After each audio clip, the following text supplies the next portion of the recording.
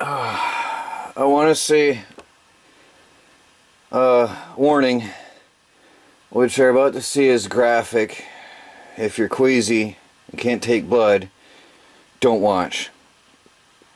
I'm in a little bit of shock. It's mental shock, I believe.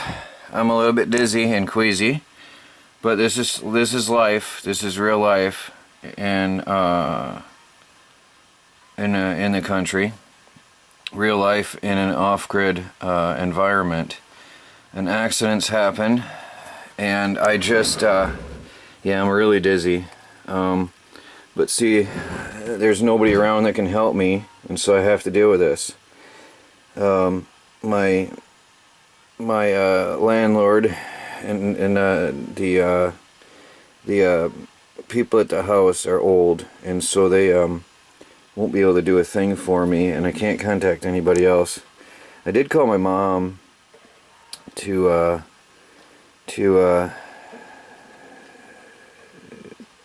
sorry, I'm feeling really weird. Anyway, I think it's more mental than physical, but I called my mom to see about what I should do. I was working with a knife, checking the action of it, reviewing a knife, and it was it's sharp. And it has this thumb lock, and I was flipping the lock to close the blade, and my thumb tip, I just cut off the tip of my thumb. You can see. I don't know if you can see that. I think that's gone. I think that's done. That's a goner. I think that's going to be a loss. See, it's really bleeding. I'm trying to let it stop. Sorry, I'm trying to let it stop bleeding. Yeah, that's gone. That's going to be a total loss. So, what I'm doing right now is I'm trying to, I had the towel on it to stop the bleeding, but unfortunately when I took off the towel, the towel stuck to the thumb tip and peeled it back off and caused it to bleed again, which is causing me to feel queasy again, which is really stupid. But anyway, what I'm doing, I wish I could push it back in place, but I don't think I should right now. I don't think that it's a good idea to reopen the wound, so I think that's going to be a total loss. That thumb tip is going to be a total loss. And I'm going to sit down. I'm going to take care of this myself. So again, what I'm doing right now is I'm going to try to I'm just letting it stop bleeding. All right, and then when that's done, then I'll get my first aid kit out. I'm going to patch this up. I've had worse. I one time cut myself down to the bone with a razor blade, and I was trying to cut a gas line with a super sharp knife and goofed. So I've had worse, but it's not a nice feeling. This is only the second time I've had shock. It's mild. It's only mild shock, but it's a queasy, headachy, dizzy feeling. It's really weird. This is a mental shock. The one time when I saw my own bone, that was a real shock. That was extreme. This is just a mental deal. Anyway, when this is done, yeah, it's slowing down. It was a few minutes ago. Like I said, first thing I did is call my mom because there's nobody around that can help me. And yeah, I know I called my mom. Funny, right? But you know, you got to call somebody who's got experience. I had to decide whether I should, it was hanging by a flap, and I had to decide whether I should take it off or just push it back on. And I decided to push it back in place because at least it's a cover. At least there'll be a protective cover on the open hole. And yeah, so I pushed it back on, and it's crooked, so it's not going to heal on, I don't think it's, I think it's gone. But anyway. Just gonna let this air out.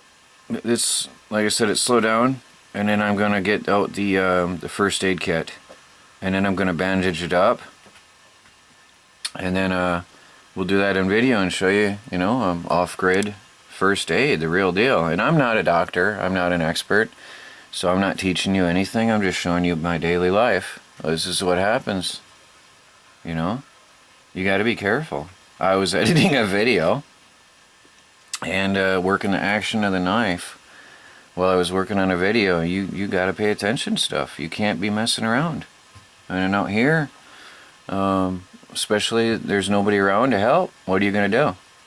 Oh, it could have been worse. So, be back in a minute. I'm gonna wrap it up. Well, I want to say thank you again, Brian. The first aid kit you sent me is going to come in really useful right now. I'm feeling better. The queasiness has passed. This has got Band-Aid brand, Neosporin, Motrin, and whatever Coach is. I don't know Coach. Johnson & Johnson all-purpose first aid kit. So, honestly, haven't had to use this yet, fortunately. So, let me see what we got here. I'm doing this one-handed. There's some tape we might need. Let me see. I'm going to take some painkiller, but my mom told me not to take aspirin. Active ingredient. What is it? Pain reliever. I don't know. I might be taking that. Ibuprofen. Yeah, I'll probably be taking that. Because it's a deep cut. It's going to be pretty serious. Hand cleansing wipe. I don't want to use that. It requires rubbing. I got to find out what size gauze I'm going to put on here. So Neosporin. That's the antibiotic. I'm going to put some Neosporin on there. That's definitely going to be necessary. Non-stick pads. So, well, I'm going to go through this kit and figure out which bandage I'm going to put on, and then we'll be back in a minute here. I mean, this is real life. This is off-grid living. You got to take care of yourself. So, anyway, I'm going to go through here and figure out what I need to cover this up. The bleeding is pretty much stopped, and there's just a little bit of leakage. So I'm going to, I'll be back in a minute. So I want to take the Motrin right now. Now I'll make sure I don't have the pain coming on. Now I'm not too much into drugs usually, but this is a little bit of a special occasion. In the mouth. Got some water going here.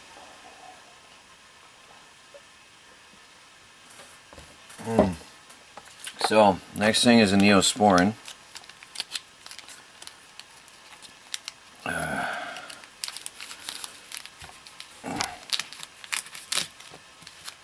Oh yeah, I gotta give that a clean up, don't I? Alright, I'm gonna clean it up. I'll be right back. I forgot about that. I gotta wipe all that blood off and stuff.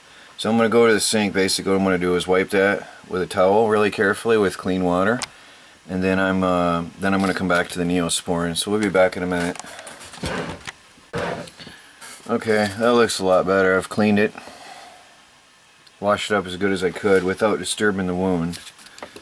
So now we'll get this Neosporin open.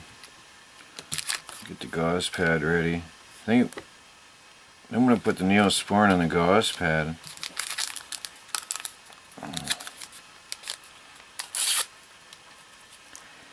So I want to try to keep that sterile.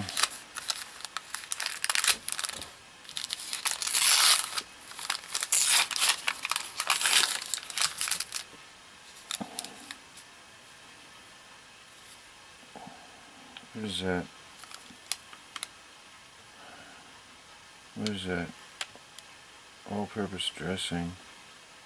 4-ply. Okay, so it's okay. That's why it's 4-ply. I don't know if I need. Yeah, I think I should have all 4. It's gonna leak. All right, let's get this open. Now.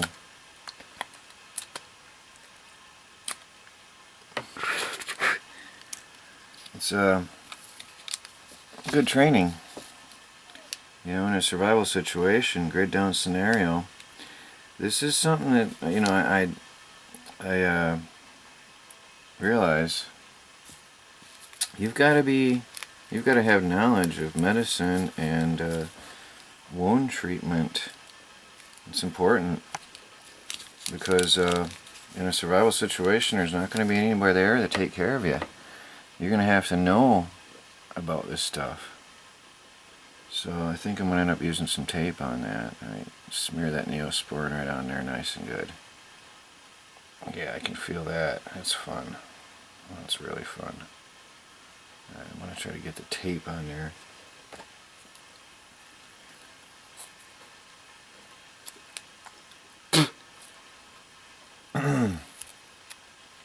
This is awkward. Let me see if I can do this.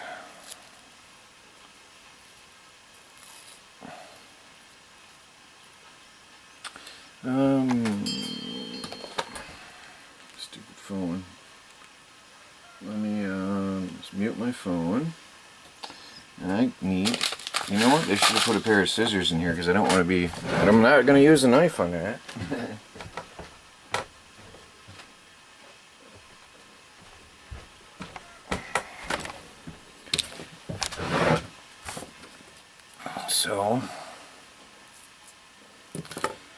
So that's good to note. A pair of scissors is a good thing to have in your survival medical kit. Extra pair of hands is a good thing. So what I'm going to try to do is tape this around my thumb, get it on there, and then tape it down the other way, folding it down and around. The scissors aren't exactly easy to work with on this thin tape. There we go, whatever. Alright, now I'm going to tape it down the other way and then go around.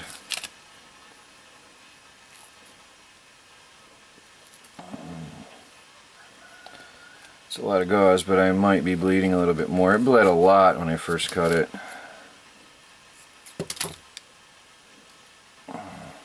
Yeah, that'll work like that. So, yeah, it's good experience to to think about what you need in a first aid kit. It's something I'll be working on now because I really don't think about it every day. I like survival gear and tools and knives, but in a real situation, you've got to think about all aspects. You've got to be able to take care of yourself. You've got to be able to, patch up wounds. You've got to know field medicine. You're going to have to know how to deal with situations like this.